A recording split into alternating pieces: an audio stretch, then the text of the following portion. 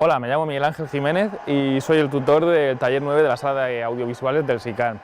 Os voy a explicar en qué consiste brevemente este taller para que podáis contemplarlo desde vuestras casas. Este taller normalmente consta de tres actividades diferentes. Una es la proyección del videomapping, la segunda es la contemplación de varios vídeos que nos ha facilitado la Fundación Integra y la tercera parte consiste en una pequeña charla sobre la animación 3D. El videomapping es una técnica que consiste en proyectar determinado tipo de vídeo adaptándolo a una superficie arquitectónica o a un entorno urbano o algo representativo de una ciudad. Detrás de mí estáis viendo un ejemplo, ese ejemplo se ha proyectado en un edificio que tiene esa forma, pero a una escala muchísimo mayor.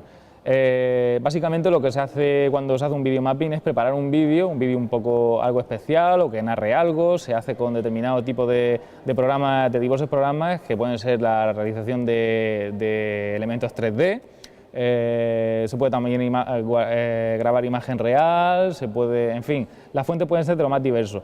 Realmente en lo que consiste el videomapping es adaptar todo eso que hemos grabado a un determinado tipo de tamaño que sea proporcional con el elemento arquitectónico sobre el que vamos a proyectar ese tipo de material. Para ello se reservan espacios, se hace una especie de máscara, se adecua todo el material grabado a la superficie para que se sincronice con diversos tipos de vídeo y así configurar un espectáculo más elaborado que los que normalmente estamos acostumbrados a ver. Por ejemplo, en la catedral a finales de año se realiza este tipo de espectáculo guardando un poco lo que se proyecta con la forma de la Catedral de Murcia. Este taller también es uno de los sitios que sirven para poder visionar los vídeos que ha patrocinado la Fundación Integra. Estos vídeos se hacen con dos funciones. La primera de ellas es desarrollar las nuevas tecnologías en la región de Murcia. Para ello, como estáis viendo, todos estos vídeos utilizan animación 3D. Ya os digo, realizada por profesionales murcianos. De esta forma se genera un nuevo mercado o una nueva cantera de profesionales que son capaces de desarrollar este tipo de labores que luego podrán ampliar no solamente en estos vídeos, sino conseguir que la región de Murcia tenga una buena base para el desarrollo de este tipo de contenidos audiovisuales.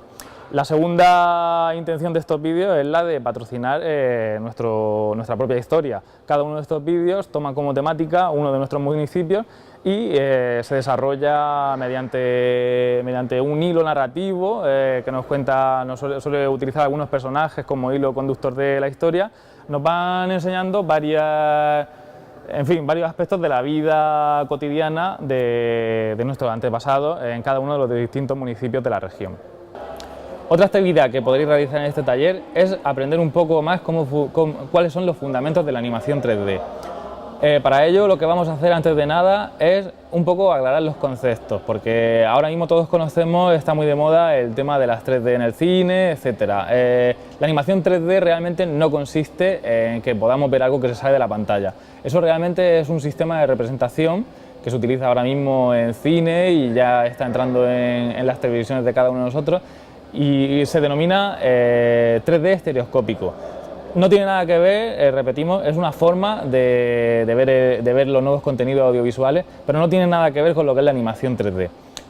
La animación 3D, como no, es pariente de otro tipo de animaciones que se vienen realizando, pero antes de esto tenemos que aclarar un poquito cómo funciona el cine y cómo percibimos nosotros el movimiento cuando estamos viendo cualquier tipo de producción audiovisual. Lo primero que tenemos que entender es que el cine como tal es una ilusión. El cine, ya sea de imagen real, ya sea de dibujos animados, ya sea de animación 3D, realmente no hay nada moviéndose en él salvo la película que se proyecta en el proyector. Realmente lo que estamos viendo son 24 imágenes en cine, 25 en televisión normalmente, que se repiten a una velocidad, como ya he dicho, de 24 frames o 25 frames por segundo. Esas imágenes son estáticas, pero cuando se proyectan una detrás de otra, gracias al fenómeno de la persistencia retiniana, nuestro cerebro va a traducirla en que se está generando movimiento. Lógicamente, cuando estamos grabando animación real, el movimiento lo generamos nosotros. Ahora mismo yo estoy hablando a la cámara y la cámara está registrando mis movimientos de forma natural. Yo soy el que se anima y la cámara sencillamente grabará 24 imágenes por segundo o 25 para registrarlo, y así una vez cuando la vuelva a proyectar a esa velocidad dará la impresión de que me estoy moviendo, pero el movimiento lo he generado yo.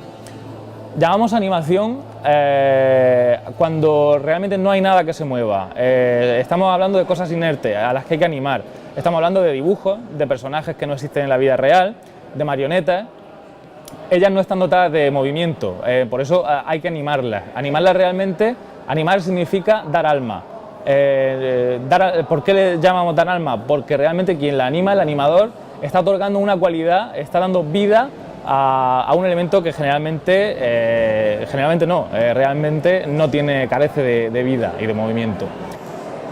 Bien, ahora vamos a ver un poco, de forma muy sencilla, cómo se realiza la animación de un personaje 3D. Lo primero que hay que hacer, como en cualquier caso, es imaginar al personaje, pensar cómo va a ser, qué forma va a tener, cuál va a ser su personalidad, cómo va a comportarse. Todo eso realmente se genera como una idea, la idea generalmente de un guionista. Ese guionista va a recurrir a un número de dibujantes que generalmente van a hacer un diseño de producción donde generarán un sinfín de dibujos hasta dar con el personaje clave. Cada uno de esos dibujantes aportará rasgos de personalidad, se pulirán muchos aspectos que no están presentes en todos esos dibujos. El director irá decidiendo cuál de ellos se hará. Realmente el número de dibujos puede ser descomunal.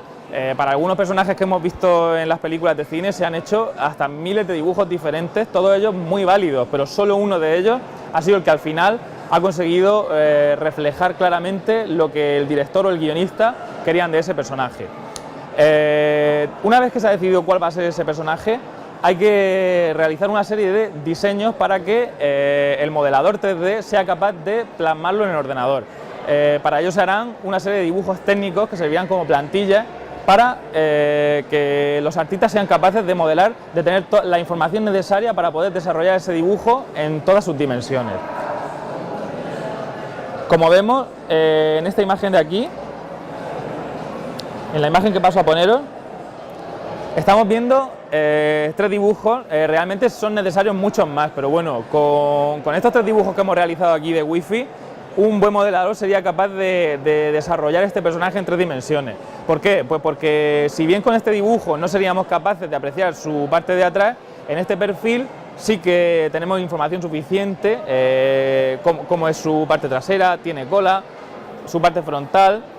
Lo ideal sería tener cuanta más información mejor, pero bueno, a partir de estos dibujos ya tenemos la información necesaria para que esto se modele en el ordenador. Esto es lo que compone un personaje en 3D.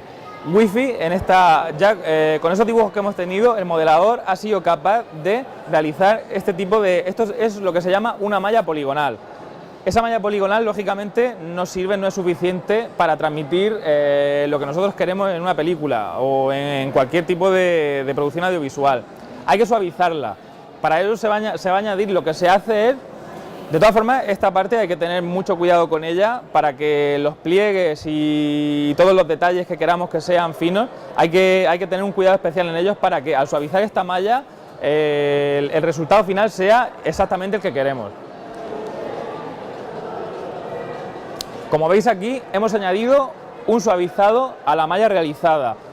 Realmente la información poligonal que tenemos aquí es exactamente la misma que en el caso anterior, solo que hemos suavizado esa malla. Es un proceso que hace el propio ordenador, nos suaviza, multiplica los polígonos, los multiplica geométricamente por el factor que nosotros queramos, y realmente así conseguimos, realmente esta superficie no es tan redonda como aparentemente nos da la impresión.